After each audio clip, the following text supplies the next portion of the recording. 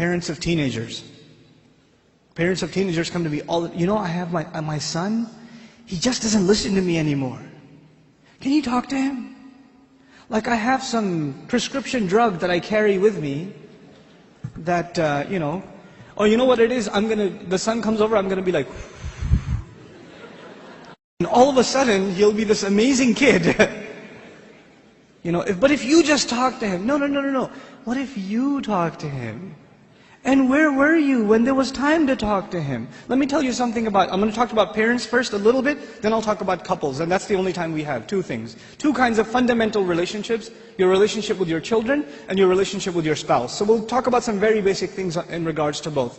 When your children are when they're 5, 6, 7, 2, 3, 4, you know what the most important thing is? I have 5 of those, I could tell you. The most important thing to them is your approval. They want to make you proud, man.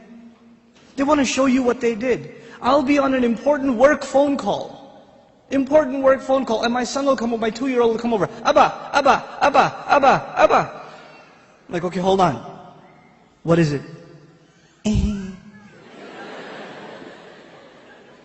Nothing. I'll go back on the phone, and he'll start calling me again. I'll be like, okay. What is it? I want to show you something. What do you want to show me? That is it. But you know what I'm supposed to do? Oh my God, that's awesome. Do it again. I'll call you back. You're supposed to appreciate what your children do. They live for that. They desire that more than anything else. I have 3 girls, and you know the difference between girls and boys. Boys can't sit still, and girls can't stop this. Right? So I pick my girls up from school. One's in 1st grade, the other's in 3rd grade. I pick them up from school. It's a 25-minute ride back home. And what are they doing the whole way? You know what happened today in class? We colored a dinosaur and we did this and that, and I was coloring it purple, but I decided to put in some green, and they're going on and on and on and on and on. And they cannot help themselves. And they cannot stop. And I have to pay attention and listen. I have to listen and say, oh, what about blue? No, I did only a little bit blue. Right? I have to pay attention. And you know why I'm saying all of this? Just one more story on the side, just to wake you up a little. I share this story all the time. My oldest daughter, my eldest, Husna, when she was younger, she was really into finger painting.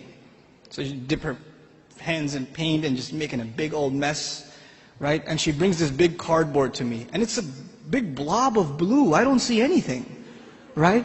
And she says, Abba, look what I made.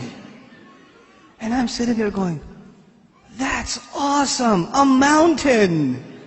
And she says, no, it's Mama. And I was like, oh, don't tell Mama. But the point I'm trying to make is they live for your approval. Live for it. But those of you that have children that are teenagers, do they get in the car when you pick them up from school and they can't stop telling you about what happened? Does that happen? Like, you know what happened in school today? My teacher said this and that and the other, and I got an A on my paper. Nope. They're quiet. And you're trying to know, how was your day? It was okay. So what'd you do? Something. Where are you going today? Somewhere. They don't talk. Getting them to talk is like an interrogation at a police station. And they're not saying anything to you. And while trying to ask them questions, they're texting their friend, my dad is asking too many questions today. I don't know what's up. Did you tell him something? What I'm trying to get at is very simple. At a younger age, your children crave your attention. And when they get older, you will crave their attention. But if you don't give them attention when they're tiny, when they come to you with their toys and you say, go in your room, I'm watching the news. The game is on, could you take him please? Come on, I had a long day at work, I don't want to deal with this right now. I have friends over, it's embarrassing, go to sleep, go get out of here. When you have this attitude towards your children, like they're an obstacle in your path, your job was at work, when you come home, you're on vacation. No, buddy, your job began when you came home. That's your job.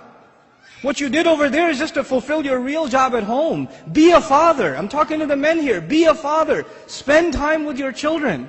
They're not just there so you put them in school and you come home from work, you just want to go to sleep, you don't want to bother with anybody, you don't want to talk to them, and actually the easiest way to not talk to them is get them an iPod Touch and an iPhone, and get them a computer and a laptop in their own room with high-speed internet, so you don't even have to look at their face. They could just be in their room all day, Facebooking, finding themselves a new set of parents online. Seriously. Be a father, be a mother. Don't replace your motherhood and your fatherhood with these things, because if you do, when they become independent, you know what happens to most parents? To most of you, your children, they only see you as a bunch of dollar signs walking around. And the only time they come and talk to you, Dad, can I have $5? Actually, nobody asks for $5 anymore, right? It's 20s nowadays. And I know youth, they haven't seen money that small. They don't know fives. Can I have $20?